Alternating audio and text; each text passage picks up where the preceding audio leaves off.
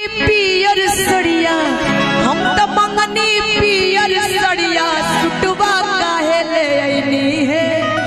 अरे सुटवा काहे ले आईनी है। अरे सब फलवा तो लईनी बलम जी उखिया काहे न लईनी है। सब फलवा तो लईनी बलम जी उखिया काहे न लईनी। हम तो मंगनी पियर सड़िया हम तो मंगनी पियर सड़िया सुटवा काहे ले आईनी है। अरे सुटवा काहे ले आईनी है। अरे सब फलवा तो लईनी बलम जी उखिया काहे न लईनी है। सब फलवा तो लईनी बलम जी उखिया काहे न लईनी है।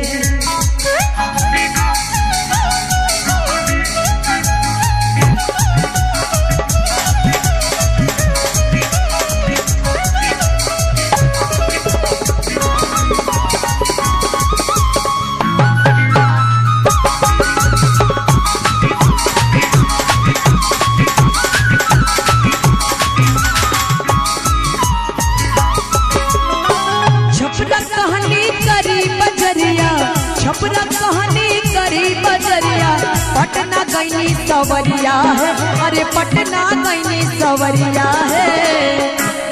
छपरा कहानी करी बजरिया पटना गईनी सवरिया है। अरे पटना गईनी सवरिया है। अरे बगल मिलेला के राघवदिया बलमा हाजीपुरिया है। बगल मिलेला के राघवदिया बलमा हाजीपुरिया रे। हम तो मंगनी पियर सड़िया हम तो मंगनी पियर सड़िया सुटवा काहे ले आईनी है। अरे सुटवा काहे ले आईनी है। सब फलवा तो लईनी बलम जी उखिया काहे न लईनी है। सब फलवा तो लईनी बलम जी उखिया काहे न लईनी है।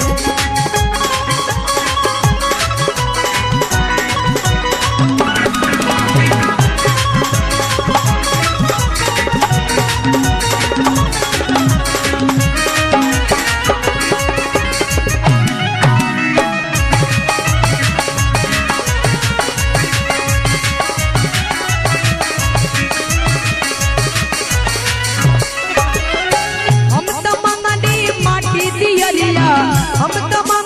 माटी दियरिया कैंडल काहे ले आईनी है। अरे कैंडल काहे ले आईनी है।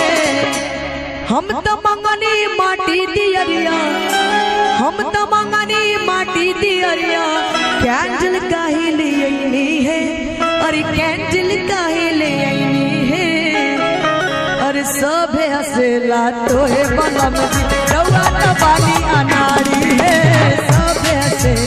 तोहे बलम जी रउआ तो बानी अनारी है।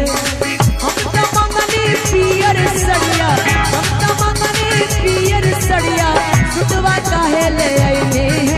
अरे सुटवा काहे ले आईनी है। सब फलवा तो लईनी बलम जी उखिया काहे न लईनी है। सब फलवा